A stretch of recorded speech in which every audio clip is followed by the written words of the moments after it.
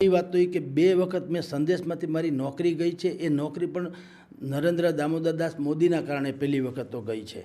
એક આર્ટિકલ મેં લખેલો કે ભાઈ તમે નેનો કંપનીને અહીંયા લઈ આવ્યા ગુજરાતમાં, એમાં તમે જે વસ્તુ એને આપી નેનોને એટલે ટાટા કંપનીને, જમીન, બાકીની લોન, એટલા 99 વર્ષના પટ્ટે ફલાણું, ત્યાં લાઇટ ઇત્યાદિ કરી દેવાનું, પણ એટલા માટે લખ્યું હતું કે બરાબર એ જ સમયે આપણે અહીં મોરબીના કોર્પેટ કંપનીના ઓધોજીભાઈ એ લોકોના પરિવારજનોએ રાજકોટમાં પ્રેસ કોન્ફરન્સ કરી હતી અને કોન્ફરન્સમાં એમ કીધું કે જો સરકાર જે રીતે ટાટા નેનોને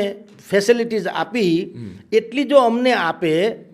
તો હું ઘરે ઘરે ગામડામાં જેમ ગાય બાંધી હોય એવી રીતના હું કાર બાંધી દઉં, લોન વગેરે ઇત્યાદિથી। એ વાત અને આ ટાટા નેનોને જે ફેસિલિટી આપી એ વાત, એ બેને સાંકળીને મેં ઓન ધ સ્પોટ લખ્યું કે ભાઈ ઘરના છોકરા ઘંટી ચાકે ઉપાધ્યાયને આટો ટાટાવાળા છે એમાં કંઈ આપણા જ છે,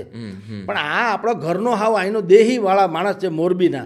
તો ટાટાવાળાને તમે આપ્યું તો ઠીક છે, તમે ઇન્ટરનેશનલ લેવલે તમારું નામ થઈ ગયું કે ભાઈ જો એવડા મોટા ઉદ્યોગપતિએ મારા એક ટ્વીટ, 1 રૂપિયાના ફોન માત્રથી, પણ આ તો આપણા પોતાના છે મોરબીવાળા ઓધોજીભાઈ પટેલ। મેં કીધું આવા સારા ઉદ્યોગપતિ જે છે એને તમે જો ટાટા નેનોની જેમ થોડીક ફેસિલિટી આપો તો એણે પ્રેસ કોન્ફરન્સમાં કીધું છે એ પ્રમાણે ઘરે ઘરે ગાડીઓ બાંધી દે। એ આર્ટિકલ મેં લખ્યો એટલે પછી એને થોડુંક લાગી આવ્યું હોય નરેન્દ્ર મોદીને, એણે અમારા એક સિનિયર પત્રકારને કીધું, સિનિયર પત્રકારે જ્યાં વાત પહોંચાડવાની હતી ત્યાં પહોંચી,